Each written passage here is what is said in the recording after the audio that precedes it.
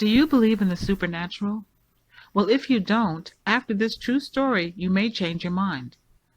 This episode is from a show called Bizarre Murders, and the name of the episode is titled The Talking Dead.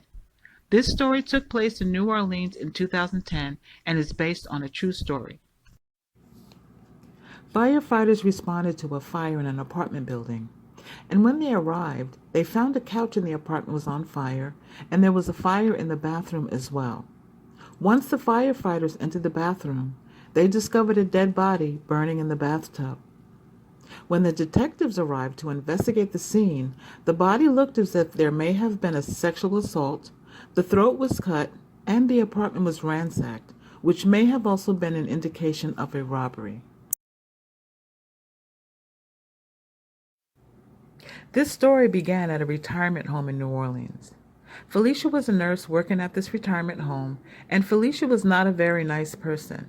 She was not well liked by the residents or the staff, and not only was she mean, she was very odd as well. She always arrived at work exactly 15 minutes before her shift began, and she took her breaks at exactly the same time every day, where she sat on the same bench to smoke a cigarette and hummed the same song repeatedly. She always ate an egg salad sandwich with tomatoes and said the same phrase over and over again when she was upset. You minding my business? 'Cause I don't need my business minded by you. Felicia was aggressive, abrasive, and quite insensitive to the staff and the residents. So as the investigation into Felicia's murder continued, the detective on the case finds out that Felicia's throat was cut after the apartment was set on fire because there was no carbon monoxide in her lungs. There was also no forced entry into the apartment, and the deceased was a 56-year-old virgin.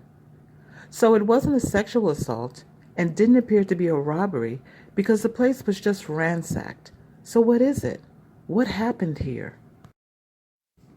During the investigation, the detective had called a family member of Felicia's and found out she worked at a local retirement home and had driven over to the nursing home to interview some co-workers to see if he could get some leads on this case. This was when he learned about her behavior and reputation. Felicia's co-workers had filled him in on her less than favorable character and how Felicia followed a strict routine. An employee showed the detective around the retirement home and took him outside to the bench where Felicia took her breaks to smoke and hum her monotonous song every shift. However, as they approached the bench, the employee let out a scream, saying that the person sitting on the bench was Felicia, the deceased nurse. The detective looked confused. The person was smoking a cigarette, humming Felicia's song, and was dressed like her. But it turns out it was another employee that worked at the nursing home. Although confused about the behavior of the employee on the bench, whose name is Cheyenne, the detective gathered as much information as he could and was on his way. Meanwhile, back at the nursing home, Cheyenne, who was normally a very sweet, God-fearing woman who was happily married for 20 years and didn't smoke or drink, had somehow transformed into Felicia. Cheyenne was the employee sitting on the bench when the detective was there, and Felicia and Cheyenne actually worked opposite shifts. Cheyenne was very sweet and often even brought in home-cooked goodies like pralines to share with the staff. Her husband also saw a complete change in her personality, her attitude, and her appearance as well as the staff at her job. And this was the first time she had ever exhibited such odd behavior.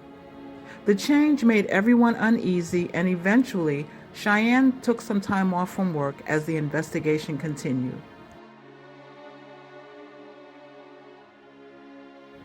Although Felicia was a loner, it was discovered that she had a friendly, platonic relationship with a well-liked maintenance man named Bruno at the retirement home.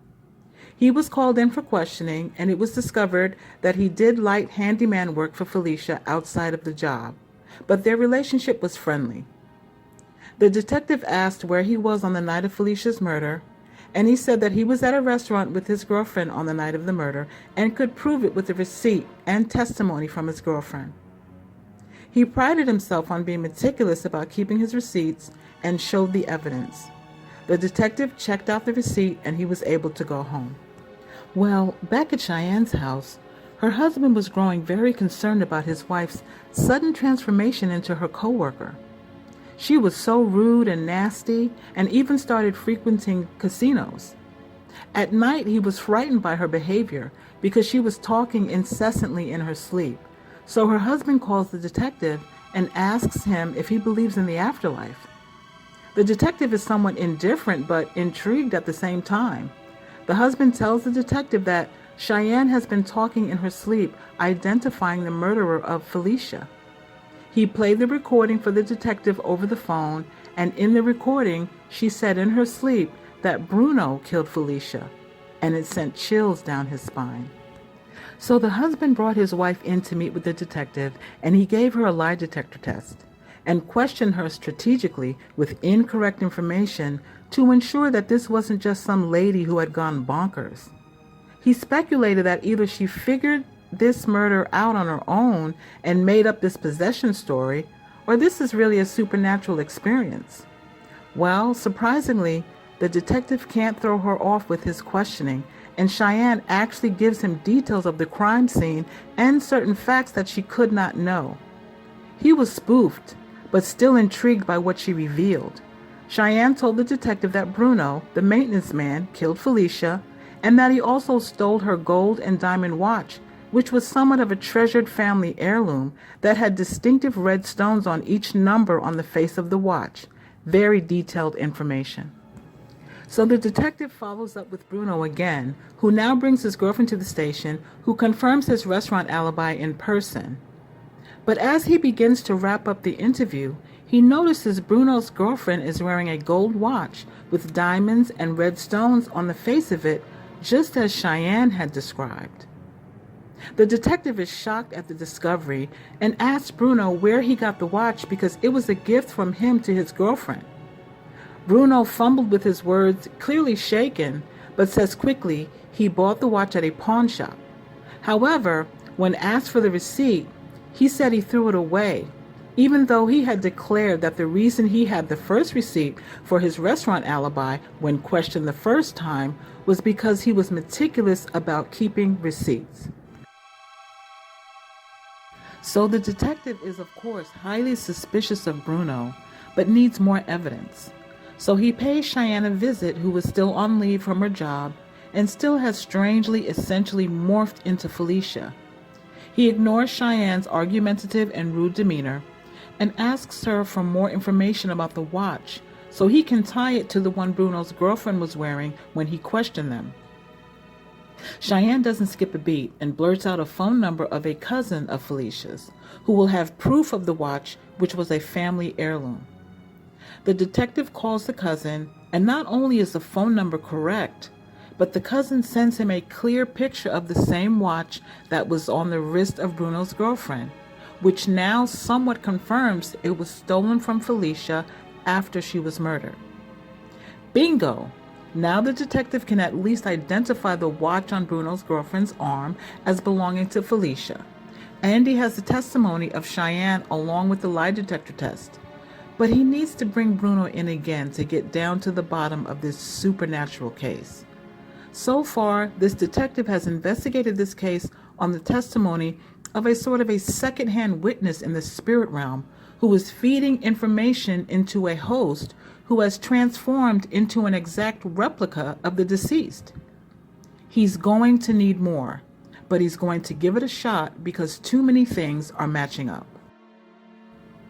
So the detective brings Bruno back in for more of an interrogation this time.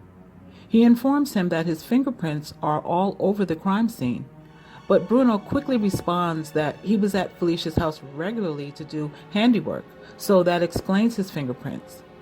So he shows Bruno the picture of the watch sent to him by Felicia's cousin on Felicia's arm, confirming it was originally Felicia's, and then he drops the bomb. He plays a recording of Cheyenne talking in her sleep, identifying him as Felicia's killer, and that he killed Felicia because he had a gambling debt he couldn't pay, and his bookie was harassing him extensively for the money. Bruno figuratively turned white because the voice sounded just like Felicia, and no one knew about his gambling debt. He immediately confessed and said to the detective, all she had to do was give me the money.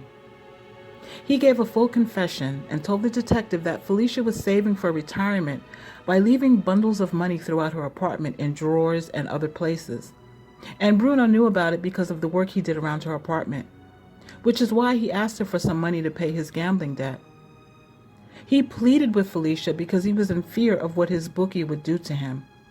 He hadn't planned on doing her any harm, but was desperate, and once she refused to give him any money, he snapped, killed her, stole her money bundles throughout the house and her watch, and tried to cover up the crime scene.